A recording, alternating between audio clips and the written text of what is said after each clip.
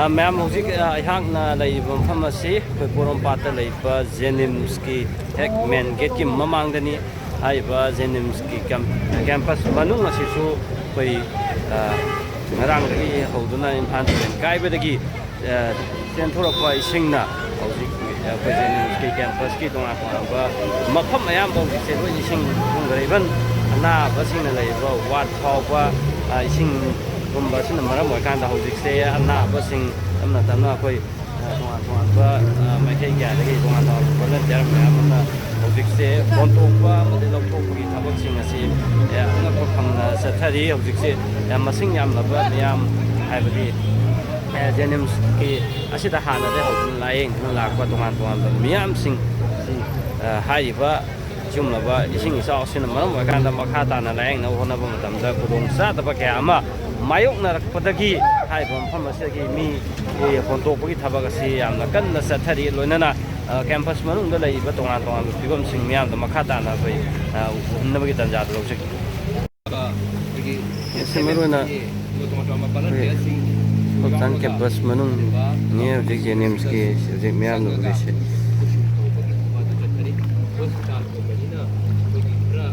mola kai di fazana di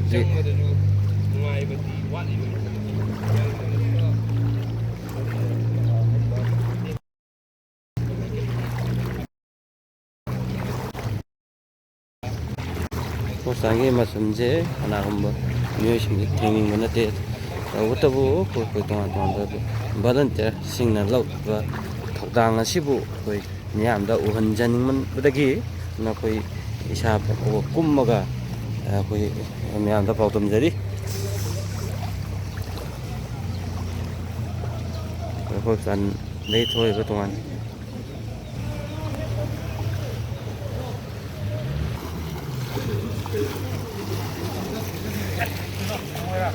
摔下来我还不按怎么样的。Iya, kok sangi kan wes ngejet. Oh, ini tahu Korea tuh.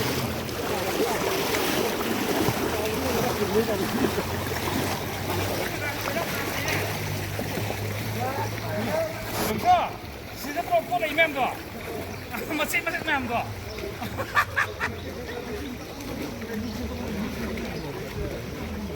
Sangi tongan bu wes ngejet. Oh, ini hujik tahu Korea.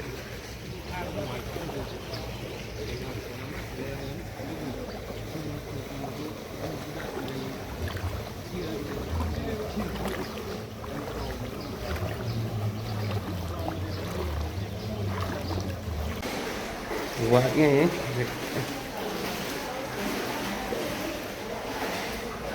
si wah si udah miem tuh lagi terah, ini temen temen mau kantor.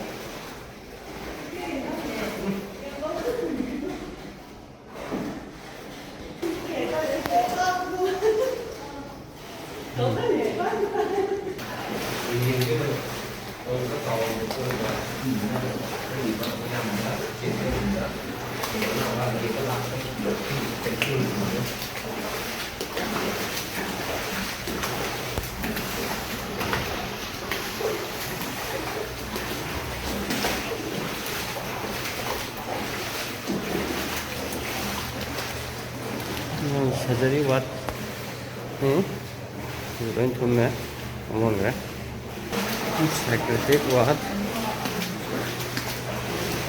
sendiri sekarang mau kalau sendiri itu bu anak sendiri juga na foto deh anak sendiri juga ramai tenggol loh sendiri juga putuai itu sudah punya sum thamma di putong sa tapi sendiri ya nak punya ikan berlagi anak sing hujik da hontokpoi thabak leptan sathari buka khitang wangba phong ase buka tai ngai di 한번 자, 몇 피 안 물어보라. P extra over P extra. 다음에 아주 잘. 앞에 타 어디 좀 하면 동. 뭐 빨리 뭐. 빨리 와. 뒷집에 가는 거. 네. 야, 다른 것. 앞에 무슨 거 로미오? 그놈 봐, 시바, 시바. 파이팅 탕하죠. 나도 이야. 야, 그냥 찍는지 봐. 내가. 그거 파이팅. 야, 이거 비우고.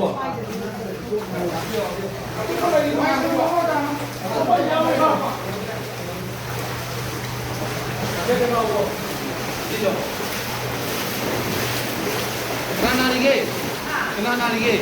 Nó mình chưa phải thân đầu này không bao giờ thì là chị nó làm chuyện đâu làm chuyện.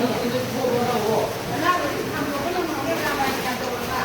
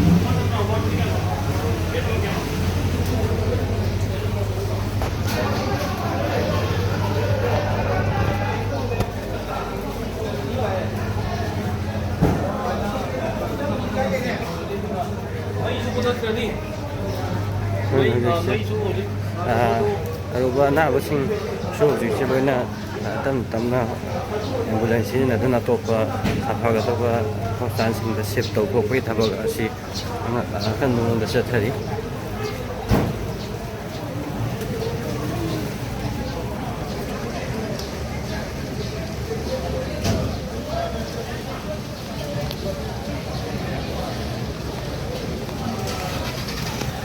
ꯁꯤꯅꯦ ꯑꯩꯈꯣꯏ ꯖꯦꯅꯤꯝꯁꯀꯤ ꯑꯣꯏꯕꯗꯤ ꯑꯗꯨꯒꯤ ꯃꯃꯥꯡꯒꯤ ꯂꯩꯔꯤꯕ ꯐꯤꯕꯝꯁꯦ.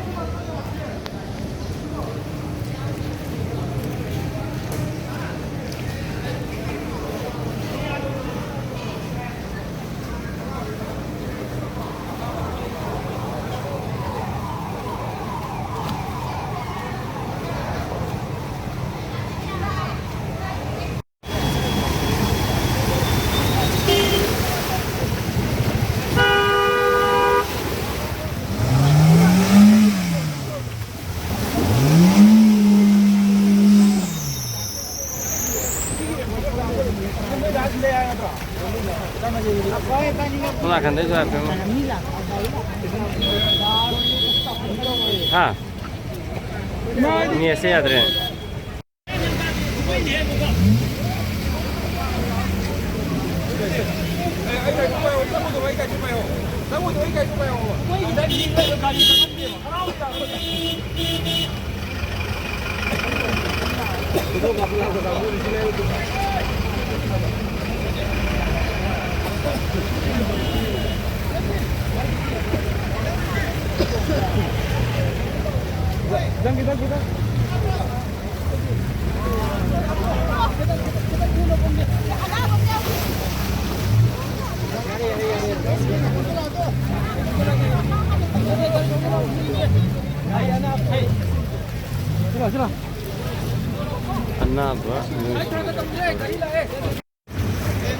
कोई मी rescue तौबा संगबा टीमनी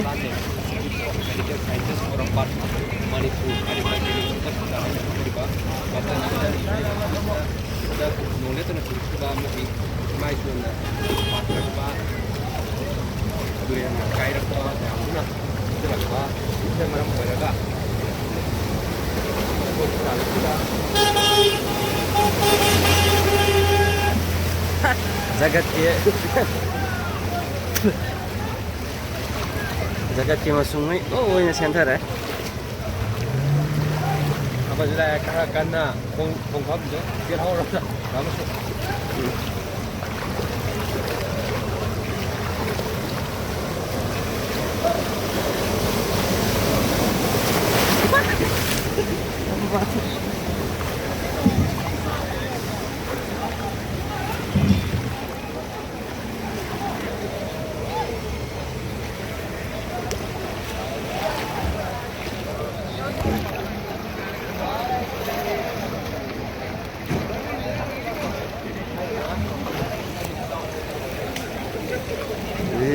ꯀꯦꯝꯄꯁꯀꯤ ꯇꯣꯉꯥꯟ ꯇꯣꯉꯥꯟꯕ ꯃꯐꯝꯁꯤꯡꯁꯦ ꯍꯧꯖꯤꯛ ꯏꯁꯤꯡ ꯏꯔꯣꯟꯅꯨꯡꯗ ꯂꯩꯔꯦ ꯑꯗꯨꯒ ꯑꯅꯥꯕ ꯃꯐꯝꯁꯤꯗ ꯂꯩꯔꯝꯕ ꯑꯅꯥꯕ ꯃꯌꯥꯝ ꯑꯃ ꯍꯧꯖꯤꯛꯁꯦ ꯍꯣꯟꯇꯣꯛꯄꯒꯤ ꯊꯕꯛꯁꯤꯡ ꯏꯚꯟ ꯑꯦꯝꯕꯨꯂꯦꯟꯁ ꯐꯥꯎꯕ ꯁꯤꯖꯤꯟꯅꯩ ꯕꯨꯠꯁꯤꯡ ꯌꯥꯎꯅ ꯃꯄꯨ ꯍꯧꯖꯤꯛꯁꯦ ꯖꯦꯅꯤꯝꯁꯀꯤ ꯀꯦꯝꯄꯁ ꯃꯅꯨꯡꯗ ꯏꯁꯤꯡ ꯊꯨꯝꯃꯛꯄ ꯑꯁꯤꯅ ꯃꯔꯝ ꯑꯣꯏꯔꯀꯥꯟꯗ ꯍꯣꯁꯄꯤꯇꯥꯜ ꯑꯣꯊꯣꯔꯤꯇꯤꯗꯒꯤ ꯍꯧꯖꯤꯛꯁꯦ ꯀꯔꯤ ꯃꯤꯌꯥꯝꯒꯤꯗꯃꯛꯇ ꯁꯥꯐꯅꯕ ꯃꯔꯨꯑꯣꯏꯅ ꯍꯣꯁꯄꯤꯇꯥꯜꯁꯤꯗ ꯂꯩꯔꯝꯕ ꯑꯅꯥꯕꯁꯤꯡꯁꯦ ꯁꯤ ꯀꯗꯥꯏꯗ ꯄꯨꯅꯕꯒꯤꯗꯃꯛꯇ ꯊꯧꯔꯥꯡ ꯂꯧꯈꯠꯄꯤꯒꯦ ꯑꯗꯣ ꯈꯤꯇꯪ ꯊꯝꯕꯤꯌꯨꯅꯦ ꯃꯌꯥꯝꯗ ꯃꯤ ꯉꯔꯥꯡꯗꯒꯤ ꯍꯧꯔꯒ ꯑꯩꯈꯣꯏꯒꯤ ꯖꯦꯅꯤꯝꯁꯀꯤ ꯀꯝꯄ꯭ꯂꯦꯛꯁ ꯃꯅꯨꯡꯁꯤꯗ ꯏꯁꯤꯡꯁꯤ ꯇꯞꯅ ꯇꯞꯅ ꯍꯥꯒꯠꯂꯛꯄ ꯃꯁꯤꯒꯤ ꯃꯇꯨꯡ ꯏꯟꯅ ꯑꯩꯈꯣꯏꯁꯤ ꯆꯦꯛꯁꯤꯟ ꯊꯧꯔꯥꯡ ꯑꯩꯈꯣꯏꯒꯤ ꯑꯣꯊꯣꯔꯤꯇꯤꯒ ꯇꯥꯟꯅꯔꯒ ꯗꯤꯄꯥꯔꯠꯃꯦꯟ ꯃꯌꯥꯝꯁꯤꯡꯁꯤꯒ ꯑꯩꯈꯣꯏ ꯇꯥꯟꯅꯔꯒ ꯑꯩꯈꯣꯏ ꯈꯣꯡꯊꯥꯡꯁꯤ ꯊꯥꯡꯖꯤꯜꯂꯛꯏ ꯑꯗꯨꯕꯨ ꯏꯈꯪ ꯈꯪꯍꯧꯗꯅ ꯉꯁꯤꯁꯤ ꯑꯍꯤꯡꯗꯒꯤ ꯌꯥꯝ ꯐꯖꯅ ꯏꯁꯤꯡꯁꯤ ꯂꯦꯚꯦꯜꯁꯤ ꯋꯥꯡꯈꯠꯂꯛꯄ ꯑꯗꯨꯒ ꯂꯣꯏꯅꯅ ꯑꯩꯈꯣꯏ ꯋꯥꯔꯗꯇ ꯃꯔꯨꯑꯣꯏꯅ ꯒ꯭ꯔꯥꯎꯟ ꯐ꯭ꯂꯣꯔꯗ ꯂꯩꯕ ꯋꯥꯔꯗꯁꯤꯡꯁꯤꯗ ꯏꯁꯤꯡ ꯆꯪꯁꯤꯜꯂꯛꯄ ꯑꯗꯨꯗꯒꯤ ꯂꯣꯏꯅꯅ ꯃꯗꯨꯒꯤ ꯒ꯭ꯔꯥꯎꯟ ꯐ꯭ꯂꯣꯔꯗ ꯂꯩꯕ ꯑꯦꯛꯁ ꯔꯦ ꯗꯤꯄꯥꯔꯠꯃꯦꯟ ꯑꯉꯥꯡ ꯎꯅꯕꯒꯤ ꯑꯦꯟꯇꯤꯅꯦꯇꯦꯜ ꯋꯥꯔꯗ ꯑꯗꯨꯗꯒꯤ ꯃꯩ ꯄꯨꯊꯣꯛꯏꯕ ꯑꯩꯈꯣꯏꯒꯤ ꯇ꯭ꯔꯥꯟꯁꯐꯣꯔꯃꯔꯒꯤ ꯑꯦꯔꯤꯌꯥ ꯑꯗꯒꯤ प्रजाꯁꯤꯡꯁꯦ ꯐꯝꯍꯜꯂꯤꯕ ꯑꯩꯈꯣꯏꯒꯤ ꯄꯦꯁꯦꯟꯗ ꯐꯪꯍꯜꯂꯤꯕ ꯏꯁꯤꯡꯁꯤꯡꯁꯦ ꯁꯦꯐ ꯑꯣꯏꯅ ꯖꯣꯟ ꯑꯣꯏꯕꯁꯤꯗ ꯑꯀꯤꯕ ꯑꯩꯈꯣꯏꯒꯤ ꯆꯤꯡꯅꯕ ꯐꯥꯎꯔꯛꯀꯗꯧꯕ ꯑꯣꯏꯔꯛꯄꯁꯤꯗꯒꯤ ꯑꯩꯈꯣꯏꯅ ꯄꯦꯁꯦꯟ ꯀꯤꯌꯔꯁꯤꯗ ꯁꯣꯏꯍꯟꯗꯅꯕꯒꯤꯗꯃꯛꯇ ꯑꯩꯈꯣꯏ ꯑꯌꯨꯛ ꯉꯟꯇꯥꯗꯒꯤ ꯑꯩꯈꯣꯏꯒꯤ ꯍꯥꯌꯔ ꯑꯣꯊꯣꯔꯤꯇꯤ ꯑꯃꯁꯨꯡ ꯑꯩꯒ ꯂꯩꯃꯤꯟꯅꯔꯤꯕ ꯑꯩꯈꯣꯏ DDF ꯃꯌꯥꯝꯁꯤ ꯄꯨꯜꯂꯒ ꯑꯩꯈꯣꯏ ꯀꯔꯤ ꯇꯧꯁꯤꯒꯦꯅ ꯑꯩꯈꯣꯏ ꯈꯟꯅꯔꯀꯥꯟꯗ ꯗꯤꯄꯥꯔꯠꯃꯦꯟꯁꯤꯡꯁꯤꯗ ꯁꯦꯐꯇꯤ ꯑꯦꯔꯤꯌꯥꯗ ꯍꯥꯏꯕꯗꯤ ꯑꯩꯈꯣꯏꯒꯤ ꯀꯥꯎꯟꯇꯔ ꯄꯥꯔꯠ ꯔꯤꯝꯁꯇ ꯃꯈꯣꯏꯒꯤ ꯑꯅꯥꯕꯁꯤꯡꯁꯤ ꯑꯩꯈꯣꯏ ट्रांसफर तौनबा अखोई रिम्स की एमएसदसु अखोई पाउ पुजग्रे अखोई हायर अथॉरिटीसु पाउ पिजग्रे अदुगा लोइना मखोई सिंसिबु थांदोपा फोटोपा पुथोनबगीदमक्ता SDRF इम्फाल ईस्टगी NGO मयाम लापा मयामसिना तौरगा सपोर्ट तौरगा अखोई तमना ट्रांसफर आउट तौबगी अदुबु मयामदा पाखतनबागीदमक्ता हाइजनिंगबा मना अखोई इमरजेंसी की ATC लापसिंगसिदी अदुम अखोई अटेंड तौजरी तौबदबु अखोई इन पेशेंट दुदि अखोइना डील तौब ngam यारगदी अखोई मोइसिंगसि मतम खरगी दमक्तनी अखोइना पुथोक्चेगदोइसे एजे याम थुना अथुबदा अखोई इसिंगसिना कंगदबिरक्तना इशोरगिसि मायोनोलक्तना तौरगदी अखोई सर्विस से फजना पीननबुदा मयामगि दमत अखोई SDRF हाइगे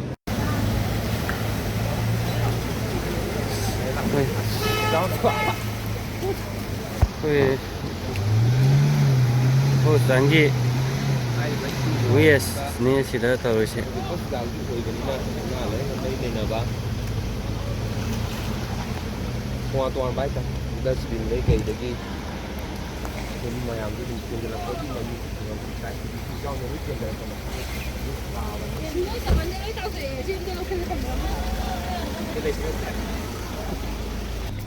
ꯑꯃꯇꯪ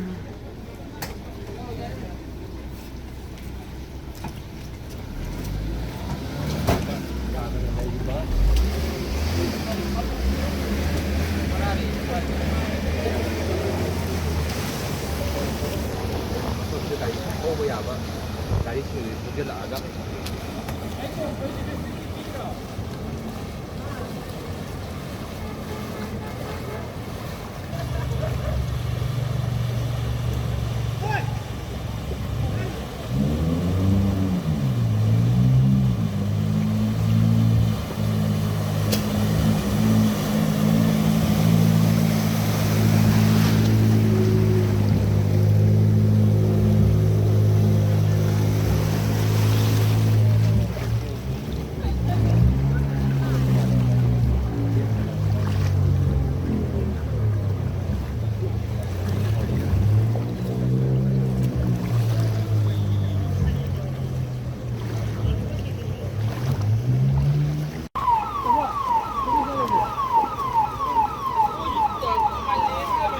ꯑꯅꯥꯕꯁꯤꯡ ꯍꯧꯖꯤꯛ ꯏꯚꯟ ꯑꯦꯝꯕꯨꯂꯦꯟꯁ ꯐꯥꯎꯕ ꯁꯤꯖꯤꯟꯅꯗꯨꯅ ꯄꯨꯊꯣꯛꯄꯒꯤ ꯃꯃꯤ ꯑꯗꯨꯅꯤ ꯃꯌꯥꯝꯅ ꯎꯔꯤꯕꯁꯤ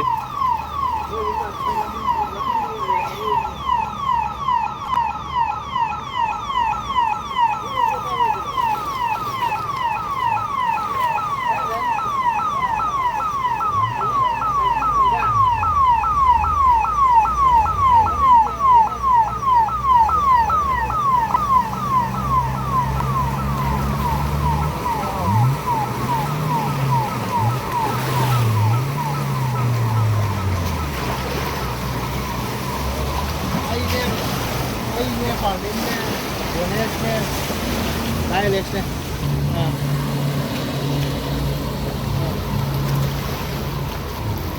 Manipur Rama Gan.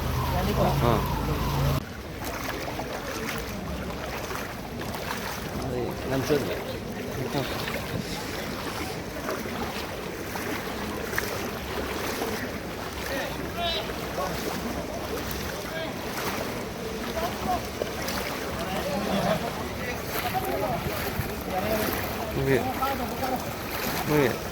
cái SDRP thì cái mà đang cái điều của tôi là SDRP thì muốn là xin này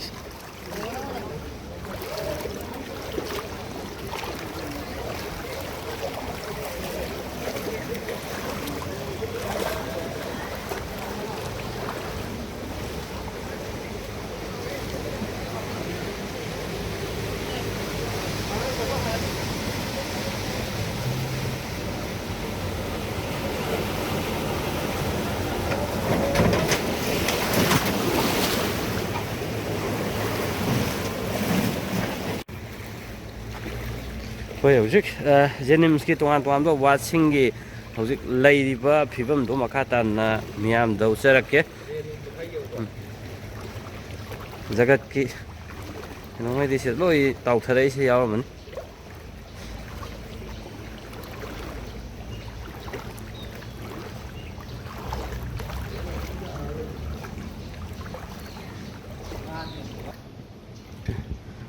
ꯃꯈꯥ ꯇꯥꯅ ꯖꯦꯅꯤꯝꯁꯀꯤ ꯒ꯭ꯔꯥꯎꯟ ꯐ꯭ꯂꯣꯔꯁꯦ ꯑꯌꯥꯝꯕ ꯏꯁꯤꯡ ꯂꯣꯏ ꯊꯨꯝꯃꯤ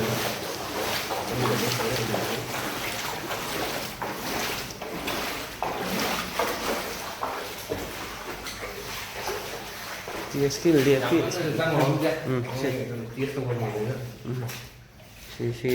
với thùng sinh thì thùng cái nó tối to rồi cái này sinh mèo này là mua được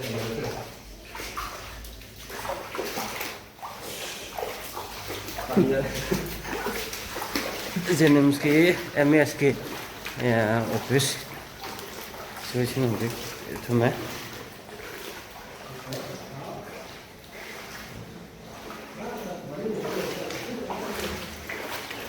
cái जगह है पूरा इसिंग थोंग से ground floor है पूरा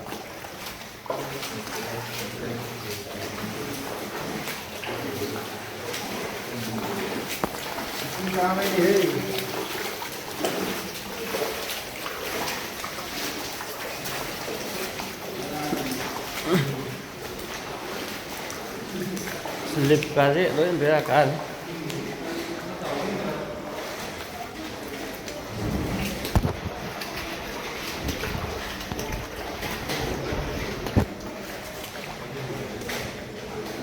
manam đi okay what cái gì room chi phòng lối luôn rằng rồi thế này làm bạn nào cũng nghe thì vẫn ship tàu rồi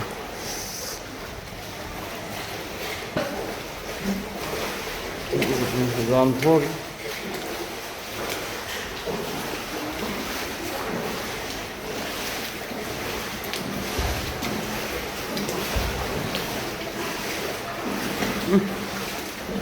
manam đi nung xí đấy hấp dẫn gì nó manam ấy ít nằm mày ꯑꯩꯈꯣꯏ ꯃꯁꯤꯅꯤ ꯑꯩꯈꯣꯏ ꯍꯧꯖꯤꯛ ꯍꯧꯖꯤꯛ ꯂꯩꯔꯤꯕ ꯖꯦꯅꯤꯝꯁ ꯍꯣꯁꯄꯤꯇꯥꯜꯒꯤ ꯑꯣꯏꯕ ꯐꯤꯕꯝ ꯑꯁꯤ ꯍꯣꯁꯄꯤꯇꯥꯜ ꯑꯁꯤꯒꯤ ꯀꯦꯝꯄꯁꯀꯤ ꯖꯒꯥꯁꯤꯡ ꯑꯌꯥꯝꯕ ꯏꯁꯤꯡ ꯂꯣꯏ ꯊꯨꯝꯕꯒꯤ ꯃꯊꯛꯇ ꯍꯣꯁꯄꯤꯇꯥꯜ ꯑꯁꯤꯒꯤ ꯇꯣꯉꯥꯟ ꯇꯣꯉꯥꯟꯕ ꯋꯥꯔꯗꯁꯤꯡ ꯍꯧꯖꯤꯛ ꯏꯁꯤꯡꯒꯤ ꯃꯔꯨꯑꯣꯏꯅ ꯒ꯭ꯔꯥꯎꯟ ꯐ꯭ꯂꯣꯔꯗ ꯂꯩꯕ ꯋꯥꯔꯗꯁꯤꯡ ꯏꯁꯤꯡ ꯂꯣꯏꯅ ꯊꯨꯝꯃꯛꯄ ꯑꯁꯤꯅ ꯃꯔꯝ ꯑꯣꯏꯔꯀꯥꯟꯗ ꯇꯣꯉꯥꯟ ꯇꯣꯉꯥꯟꯕ ꯑꯅꯥꯕꯁꯤꯡ ꯑꯩꯈꯣꯏ ꯍꯣꯁꯄꯤꯇꯥꯜ ꯑꯁꯤꯗꯒꯤ ꯑꯇꯣꯞꯄ ꯃꯐꯝꯗ ꯁꯤꯞ ꯇꯧꯅꯕ ꯍꯣꯁꯄꯤꯇꯥꯜ ꯑꯁꯤꯗ ꯍꯧꯖꯤꯛ emergency yauna tongan ba ana laing sing koi maruina ground floor da tawramba thabak thoram sing di hojik si loina lepre aduga mathakta lai ho ba si sing ne hojik kha treatment tawiba asi so aduga yamna luri bi hojik mai gi oiba khudong sa da sing mayok na kra ha bi adumba singna ba amadi mafam ke lai ba miyam sing da lai ri aduna hosan na sida lai ba lai ba tongan tongan update sing na na koi impact ꯅ꯭ꯌꯨꯁꯅ ꯃꯈꯥ ꯇꯥꯅ ꯃꯤꯌꯥꯝꯗ